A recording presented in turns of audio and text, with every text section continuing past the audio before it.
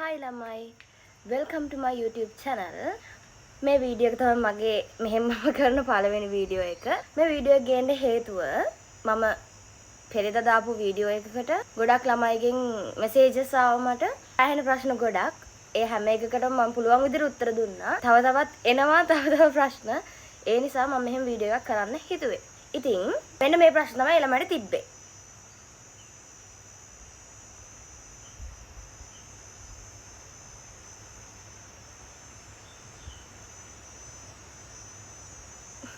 මුලින්ම මම කියන්නම් මගේ මුලින්ම නගි කෙනෙක් කියලා ප්‍රශ්නේ දවස් 23න් කොහොමද දවස් 24න් කොහොමද සබ්ජෙක්ට් තුනකට කාලය වෙන් කරගත්තේ කියලා. එතකොට දැන් අර ගොඩක් අයට දවස් 23ක් 24ක් කියද්දි නිකන් අනේ නිකන් බැරි වෙයි වගේ බයක් ඔය වගේ බයක් මටත් තිබුණා. එතකොට මං කරේ දැන් දවස් ගාණක් නැහැනේ මට සබ්ජෙක්ට් තුනකට වෙන් කරන්න දවස් 24 කියලා කියන්නේ එහෙම කරනවට වඩා නෑ හිතට හොඳයි නිකන් පැය ගාණෙන් මේ එක පැයකට එක සබ්ජෙක්ට් එකකට මෙච්චර පැය ගාණක් තියෙනවා කියලා මං හදාගත්තා. ඒ කියන්නේ මම දවසට නිදාගත්තේ රෑ නෙවෙයි. මට රෑ එළි වෙනකම් පාඩම් ගන්න පුළුවන්. හැබැයි පාන්දර කියලා මට ජීවිතේට පාඩම් ගන්න පුළුවන් මොනසෙක් නෙවෙයි මම. උදේ 6ට නිදා ගන්නවා. දවල් කියන්නේ උදේ 9ට මං ආයෙ නැගිටිනවා. 9ට නැගිටලා 10 වෙද්දි ආයෙ වොෂ් එකක් දාලා අනිත් පැත්තට ආයෙ පාඩම් කරන්න ගන්නවා. ඒත් නෙවෙයි හිටියේ මං ගෙදර නෙවෙයි හිටියේ පාඩම් කරද්දි මම කැලණියේ හිටියේ. මම ඩිප්ලෝමා එකක් කරන ගමන් තමයි එක්සෑම් එක කරනවා කියලා තීරණයට ඔහොම ඉන්නකොට දැන් තිබ්බ ලොකුම රිස්ක් එක සබ්ජෙක්ට් තුනක් තියෙනවා. ඒ තුනේම සිලබස් එකක්වත් මං හරියට සිලබස් එක මම කවර් කරගෙන නැහැ. ඒ කියන්නේ ක්ලාස් එකකින්වත් මං කවර් කරගෙන නැහැනේ. ඒකෝර මට තිබ්බ ලොකුම රිස්ක් එක තමයි මං කොහොමද මුලින්ම සිලබස් එකේ තියෙන මොනවාද කියලා අඳුරගන්නේ කියලා. ඊපස්සේ මං කරේ ආර්ට්ස් වලින් සිංහල මීඩියා ඩ්‍රාමා. ඩ්‍රාමා වල ලොකු බයක් තිබුණේ නැහැ. මොකද ලකුණු 50ක් ගන්න يعني 50ක් එන්නේ ප්‍රැක්ටිකල් එකනේ. මට ප්‍රැක්ටිකල් එක සැටිස් තිබ්බා. ඒ කියන්නේ මුලින් ඉඳන් මම කොහොමද ප්‍රැක්ටිකල් එකෙන් මම මේක කරනවා කියන දේ හිතුවා වගේම ප්‍රැක්ටිකල් එකේ මට හිතුවට වඩා දෙයක් කරගන්න පුළුවන් වුණා. එතකොට ආයෙ මට තිබුණේ සිංහලයි මීඩියයි. සිංහල මට ව්‍යාකරණ හැම මෙලෝඩියක් බෑ. මට ගොඩාක් උදව් වුණා සිංහල ටික කරන්න. කොපි පාඩ ළමයි කියන YouTube channel එක. මම මෙතනින් ඒ channel එකේ screenshot එක දාන්න. channel එකෙන් මම ගොඩක් ඒ channel එකේ වෙන වෙනම videos දාලා තියෙනවා උද්ෘතත් එක්කම.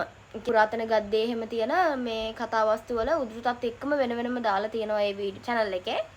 ඉතින් ඒකෙන් වීඩියෝ බලලා මම වෙනමම උද්ෘත කොළ වලට අරගෙන කම්මැලි වෙලාවට කෑ ගහලා පාඩම් කරා. මම හිටපු ගෙදරත් මගේ කාමරේ එළියට සද්ද ඇහෙන්නේ නැත්නම් මම පුළුවන් තරම් කෑ ගහලා උතන පද්දේ කවි ටිකයි ගුත්තිල කාව්‍ය කියන එක මම ගුත්තිල කාව්‍ය වලට ආසයි. يعني කවි පාඩම් කරන්න මම හරි කැමතියි.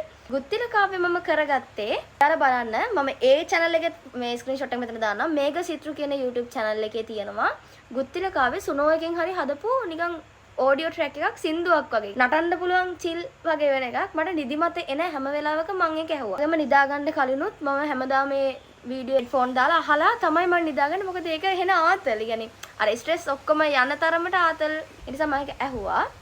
ඒ ටිකෙන් තමයි මම සිංහල කියන එක ගොඩ දාගත්තේ. ඊපස්සේ කතා කරන්න ඕනේ සබ්ජෙක්ට් එක තමයි මීඩියා කියලා කියන්නේ. මීඩියා කියලා කියන්නේ මීඩියා කරන ළමෙක් නම් දන්නවා මීඩියා වල ප්‍රශ්න එන්නේ නිකන් යන්නේ කොහෙද මල්ලේ පොල් වගේ ප්‍රශ්න තමයි එන්නේ. ලොකුම අවුල මම කොහොමද මීඩියා වලට මෙහෙම දැන් සිලබස් එකේ පාඩම් 3ක් විතර මට කවර් වෙලා තිබුණා. මොකද මම A levels වලට ආපු ගමන්ම සර් කෙනෙක්ගේ ක්ලාස් ගියා ගල්ගමුවේම. අපේ සර්ගේ YouTube channel එක මම මෙතන දාන්නම්. ඒකෙත් වීඩියෝස් තිබ්බා. ඒකෙත් අර ඉගෙන ගන්න ඕන වීඩියෝස් ටික මම ගත්තා. ඊට අමතරව දැන් මට පාඩම් 3 සර්ගේ ක්ලාස් ගිහපු පාඩම් 3 4 මට හොඳටම සැටිස්. ඒ කියන්නේ පොවලා වගේ මට ඒක පුළුවන්. ඒයි තව පාඩම් ඒ කියන්නේ අවුරුදු දෙකටම පාඩම් 12ක් තියෙනවනේ. පාඩම් කීපයක්ම මට තිබුණා කරගන්න. මට ගොඩක්ම මම කරේ ටීචර්ස් ගයිඩ් ටික අරගෙන පාඩම් ටික දවස් දෙකක් විතර අරගෙන නිකන් කියවගෙන ගියා. ඒ කියන්නේ මට තේරුණෙත් නැහැ මම සමහරව නිකන් ඔහේ කියවගෙන ගියා. ඒවලා මට දැන් පොඩි අයිඩියා එකක් ආවා මේ පාඩම් වල තියෙන මෙන්න මේවයි කියලා. දිගට කියවන්න තියෙන එක දිගට මහන්සියක් තමයි වෙන්න තියෙන්නේ. එක channels වල තියෙනවනේ ඒ අදාළ පාඩමට තියෙන රිවිෂන්. දැන් ගොඩක්ම YouTube channel එකේ මේ YouTube වල නම් තියෙන්නේ මේ මීඩියා වලට රිවිෂන් වීඩියෝ. ඒ කියන්නේ හැම කොටසම අහුවෙන්නේ නැහැ. හැබැයි මේ ප්‍රශ්න වලින් අපිට යම් තාක් දුරකට එක්සෑම් එක ගොඩ දාගන්න පුළුවන්. මම කරේ ඒ වීඩියෝස් අරගෙන මම බල මට මේක මේ කියන්නේ මම නෝට් හැදුවට වඩා මට සාමාන්‍යයෙන් ගුරුවරයෙක් දෙයක් කියලා දෙද්දි එකපාරේක මතක ඉන්නවා. මම දන්නේ ඒක මගේ මොකක් හරි පෙර පිනක්ද කියලා. මට ක්ලාස් එකක ඉඳගෙන හිටියා නම් ඒක මට මතකයි. මට එතනින් එහාට ආයේ පාඩම් කරන්න එහෙම දෙයක් අවශ්‍ය නැහැ. මට O level වලත් එහෙමයි. නිසා මට YouTube channels වල තියෙන වීඩියෝ බලලාමයි මම ගොඩ දාගත්තේ. ඒකමයි මම කියන්නේ. සෑහෙනම වීඩියෝස් මම බැලුවේ. අතරව දැන් සමහර මීඩියා වල තියෙනවා පාඩම් කරන අමාරු කරුණු. ඒව පාඩම් කරන ලොකුවට මුදව්වක් වුණා ෂෙරු මීඩියා ඇකඩමි. එහෙම නැත්නම් ෂෙරුනි මිස්ගේ සින්දු ටික. මම මෙතනින් YouTube channel එකක් දාන්නම්. මිස්ගේ සින්දු ටිකෙන් මම සෑහෙන වැඩක් කරගත්තා. එන්න කියන්නේ ලොකු වැඩක්. මිස්ගේ සින්දු වලින් මම වෙනමම සින්දු වගේ පොතක මම වෙනමම ලියලා තියෙන එක එක පාඩමට එක එක සින්දු හදලා තියෙන ඒවා. වගින් සෑහෙන වැඩක් මම කරගත්තා මගේ එක්සෑම් එකට. මට රචනා ප්‍රශ්න ගැන මට බරක් තිබ්බේ නැහැ මීඩියා වල. මට ලියන්න පුළුවන්. මට පැයක් දෙකක් හරි එක දිගට ලියන්න පුළුවන්. MCQ තමයි හැම එකේම අවුල තියෙන්නේ. يعني MCQ කොච්චර ගැහුවත් 40 උඩ එන්නෙම නැහැ. 40 උඩ ආයෙම නැහැ. ඊට පස්සේ මම පුළුවන් තරම් කරලා කොහොම හරි 42 43 වගේ කරගත්තා. විදිහට තමයි මම සබ්ජෙක්ට් 3 කරගත්තේ. ඒ කියන්නේ සබ්ජෙක්ට් 3 සිලබස් එක මම normally හරි ඔලුවට දාගත්තා. මේක මගේ විදිහ. තව කෙනෙක්ට තව විදිහක් වෙන්න පුළුවන්. එක එක්කෙනාට තියෙන හැකියාවන් සහ දක්ෂතාවන් වෙනස් නේ. එතකොට තව මට වඩා කෙනෙක්ට තව එකපාරෙන් නිකන් කියපු ගමන් තේරෙන්න පුළුවන්. තව කෙනෙක්ට දෙතුන් පාර කියලා තේරෙන්නේ නැති වෙන්න පුළුවන්. ඒ නිසා ඔයාගේ පැටර්න් එක ඔයාගේ විදිය මොකක්ද කියලා මුලින් අඳුරගෙන ඉන්න. ඔයාලට තව දවස් වගේ තියෙනවනේ. එතකොට ඔයාලට දැන් තව ලොකු කාලයක් තියෙනවා. මට තිබ්බට වඩා ලොකු කාලයක් ඔයාලට තියෙනවා. ඒ ලොකු කාලය ඇතුලේ දවස් වලින් නිකන් හිතට අවුල් වගේ නම් පැය වලින් හදාගන්න. පැය වලින් මෙච්චර පැය ගාණක් තියනවා කියලා ඒ තින් දෙක මේක එනකොට අර හිත සනස ගන්නවා වගේ පැය වලින් මෙච්චර කාලයක් තියනවා කියලා හදාගන්න. කොට ටිකක් හිතට හොඳයි. ඔය විදිහට තමයි සබ්ජෙක්ට් තුනට මම මහන්සි වුණේ. ඒ දවස් කීපේ මම මාරෙදර කැපවීමක් කරා මේ දේ වෙනුවෙන්. මට අර නිකන් එනර්ජි එකක් එන්නේ නැහැ. මිනිස්සෙක් මොනවා හරි කිව්වොත් ආවට බෑනේ වගේ එකක් කිව්වොත් එතකොට හරි. ඔය විදිහට තමයි මම ප්ලෑන් එක හදාගත්තේ. ඒ කියන්නේ ඔයාලා මේක අහලා තිබුණා මම පේපර්ස් කරේ නැද්ද කියලා. මම පේපර්ස් කරේ නැහැ. ඒ කියන්නේ මේක මේ වැරදි ආදර්ශයක් නෙවෙයි දෙන්නේ. මට පැය 3ක් එක දිගට පේපර් එකක ඉඳගෙන ලියන්න බෑ. ඒක මට කරන්න බැරි දෙයක්. ඒ කියන්නේ මම හරි කම්මැලි මිනිස්සෙක්. මම අර කම්මැලියා හැම වෙලේම ෂෝට් කට්ස් හොයා ගන්නවා කියන අන්න ඒ වගේ දෙයක් තමයි මට උනේ මගේ ජීවිතේ. මම කරේ දැන් එක පේපර් එකක් පැය 3ක් ඉඳලා ලියනවා කියන එක හෙන බෝරින් වැඩක් නේ. එක ප්‍රශ්නයකට විනාඩි කීයක් හම්බ වෙනවද? මීඩියා වල නම් විනාඩි 20ක් 30ක් වගේ මම කවුන්ට් කරලා එක ප්‍රශ්නයකට ඒ ප්‍රශ්න නම් ඒ ප්‍රශ්න යටතේ අනු කොටස් 4ක් තියෙනවා. ඒ 4ම විනාඩි 20ක් අරගෙන මම පට ගාලා ලියනවා. මට ලියන්න ඉක්මනට ලියන්න පුළුවන්. ඒ නිසා මම එහෙම කරලා එක ප්‍රශ්නයකට විනාඩි ගාන තියලා තමයි මම ෆුල් පේපර් එකක් ලියලා නැහැ මම A levels වලට යනකම්. ඔය විදිහට තමයි මම පේපර්ස් කරා කියලා කරේ. ආය MCQ නම් කරා. MCQ කරා සෑහෙන්න අර මේ මොනවාද MCQ වැඩි කරගන්න ඕන නිසා වගේ එකකට මට MCQ කරන්න ඕනේ කියන දේ ලොකුවට මොළවට. බැයි රචනා ප්‍රශ්න නම් මම එහෙම ලොකුවට කරලා නැහැ. සිංහල වලත් එහෙමයි ටයිම් තියලා එක ප්‍රශ්නයක් කරනවා. යරුණාම එක දිගට ඉඳගෙන පැය 3ක් පේපර් එකක් ලියලා නැහැ මම එක්සෑම් එකට යන්න කලින්. ඒක මෙහෙමයි. මම ආයෙත් කියන්නේ එක එක්කෙනාට වෙනස්. මේක මම කරපු විදිහ. ඔයාලට මීට හාත්පසින්ම වෙනස් දෙයක් වෙන්න පුළුවන්. තව නංගි කෙනෙක් අන්තිමට මගෙන් ඇවිල්ලා අහලා තිබුණු ප්‍රශ්නේ ශ්‍රීපාලි කොහොමද යන්නේ මේ මොන වගේ දෙයක්ද ඒක එක්සෑම් එකක් තියලාද තෝරගන්න. ප්‍රශ්නේ තමයි අන්තිමට මගෙන් අහපු ප්‍රශ්නේ. මේකටත් මම උත්තර දෙන්නම්. මම හිතනවා මම දන්න තොරතුරු ප්‍රමාණයෙන් මම මේ කියන්නේ මම මූණ දීපු මම අත්දීපු තොරතුරු ප්‍රමාණයෙන් තමයි මම මේ කියන්නේ. මුලින්ම මම ශ්‍රීපාලියකට දාද්දී මට උණ තිබ්බා මාස් මීඩියා කරන්න. මීඩියා වලින් ඉස්සරහට යන උණ මට ලොකු උඩම තිබ්බා. ඒ නිසා මට මම කොහොමද කියන්නේ? ඔව්. සරලවම මට ඕන දේ තිබ්බේ ශ්‍රීපාලියකේ. ඕනේ ශ්‍රීපාලියකට ගන්න ඇපිටියුඩ් ටෙස්ට් එකක් තියලා. එතනදී පේපර් එකක් ලියන්න දෙන්නේ නැහැ. අපිට තිබ්බේ නැහැ පේපර් එකක් ලියන්න. ඉන්ටර්විව් එකක් තියෙන්නේ. ඒ කියන්නේ ඒකෙත් අපි කරපු වැඩ අපි කලින් කරලා තියෙන වැඩ දැන් මට ලොකුවටම මේ මං එහෙම ලොකුවට මීඩියා යුනිට් වල එහෙම ඉඳපු ළමෙක් නෙවෙයි. මම මගේ සින්දු 5ක් විතර තියෙනවනේ. ඒ හැම එකම එකක් තියෙනවා 8 මිලියන් වගේ. එකක් 3 මිලියන් වගේ තියෙනවා. තව මිලියන් තියෙනවා. එකක් 5 මිලියන් වුණා මේ ළඟදී. ඔය වගේ සින්දු තියෙනවනේ.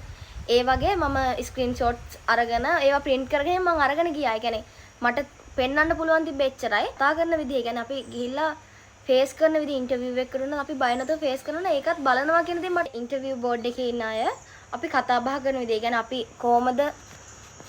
කොහොමද මේ ඒ වගේ සිටුේෂන් එකක අපි හැසිරෙන විදිහ අපි කතා බහ කරන විදිහ අපි අර සබකෝලේ නැතුව කතා කරනවා. ඒකට නිකන් ලකුණු දෙන්නා වගේ එකක් මම දන්නේ මට හිතුණා. ඒ කියන්නේ ඉන්ටර්විව් එකට ෆේස් කරන විදිය ගොඩක්ම අමතරව අපිට මට දුන්න ටීවී කමර්ෂල් එකක්. ඒ කියන්නේ ඇඩ් එකක් දාලා මම ගොඩක්ම අර මියුසික් තියෙන දේවල් මගේ YouTube channel එකේ හැම මම ඒවා ඔක්කොම කියලා ඊට පස්සේ මගෙන් අහුව ප්‍රශ්න කිහිපයක් ඒ අදාළ ඇඩ් එක ගැන මේ ඇඩ් එකෙන් මොනවා වගේද ඔයාලට කියනවා කියලා තේරෙන්නේ. මේ ඇඩ් එකේදී සාමාන්‍යයෙන් ඔයාලට දැනෙන්නේ මොකද්ද මේ ඇඩ් එකකින් මේ යටි අරුත? දැන් ඔයාලා හිතන්න ඔයාලා මීඩියා වල ඉගෙන ගන්නවා මාධ්‍ය සංදේශවල යටි අරුත් කියලා. වාණිජ පරමාර්ථය වෙන්න පුළුවන් මොකක් හරි පරමාර්ථයකින් සිද්ධ කරන්නේ. ඒ වගේ ස්ක්‍රිප්ට් එකක් හැදෙන විදිය, වචන භාවිත කරනදී මියුසික් හැදෙනදී ඔය හැමදේම එකක් වගේ හදන්නේ මිනිස්සුන්ට සරලවම තේරෙන විදිහටනේ. කොට නිකන් බර දාලා සම්භාව්‍ය විදිහට ඇඩ් හදන්නේ නැහැ. දෙයක් ඇඩ් එකක් දාලා ඔයාලට මේක ගැන මොකද්ද හිතෙන්නේ? මේ ඇඩ් එක තුලින් මොකද්ද මෙයාලා බලාපොරොත්තු වෙන්නේ වගේ ප්‍රශ්න කිහිපයක්. ඊට අමතරව මම අර මියුසික් කරපු නිසා මගෙන්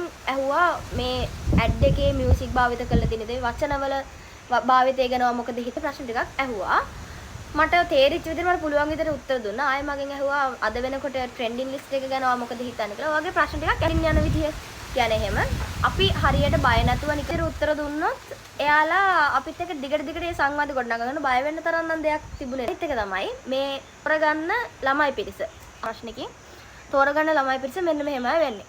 අපේ විපාලි යද්දී ළමයි 2500ක් වගේ 2500 2700ක ඇතිය වගේ හිටියා. හරියට 2000ක් හෝ 3000ක් හිටියා. අයගෙන් ඉන්ටර්විව් බෝඩ් එකේ ඒ වැඩ වලින් 300ක් තෝරගන්නවා. අපේ 298ක් වගේ තේරිලා තිබ්බා. ළමයිගෙන් 110යි තෝරගන්නේ ශ්‍රීපාලියේ මෙන්ග්‍රියට. ඒ කියන්නේ ශ්‍රීපාලියේ මේ මාස් මීඩියා කියන එකට තෝරගන්නේ 110යි. ඔව් කැම්පස් පොතේ තිබුණු විදිහට 110යි. මාර රිස්ක් එකක්. ඒ කියන්නේ 2000 ගානකින් 300කට ඇවිල්ලා ඉන්ටර්විව් එකෙන් ඒ 300නුත් වැඩිම ඉසෙට් තියෙන ළමයි තමයි 110 යටතට එන්නේ. ඒ නිසා මේ නිකන් අර බලන් හිටියා කියලා ශ්‍රීපාලියට යන්න පුළුවන් කියලා එහෙම දෙයක් තියාගන්න එපා. හරිද? මහන්සි වෙන්න කොච්චරද එච්චරක් ප්‍රතිඵල තියෙයි. ඒ කියන්නේ මීඩියා කරන ළමෙක් නම් ආසයි නම් මීඩියා වලට ඉතින් ශ්‍රීපාලි වගේ මං හිතනවා මං ඔයාලගේ ප්‍රශ්න වලට උත්තර දුන්නා කියලා. මේ මගේ පළවෙනි වීඩියෝ එක. තව ප්‍රශ්න තියෙනවා නම් ඔයාලා යටින් කමෙන්ට් කරන් යන්න. මං ඒවටත් උත්තර දෙන්න ලෑස්ති වෙලා ඉන්නවා. ඔව්. ප්‍රශ්න තියෙනවා නම් පහලින් කමෙන්ට් එකක් දාගෙන යන්න. දැනට මගෙන් අහලා තිබුණ ප්‍රශ්න හැම එකටම මම උත්තර දුන්නා කියලා හිතනවා. එහෙනම් තව දවස් 70ක් වගේ තියෙන්නේ. මහන්සි වෙලා පාඩම් කරන්න. ඊට පස්සේ ඔයාලත් කැම්පස් එකට යන දවසට අනිවාර්යෙන්ම ඇවිල්ලා මේ වීඩියෝ එක යටට කමෙන්ට් එකක් දාලා යන්න. බයි.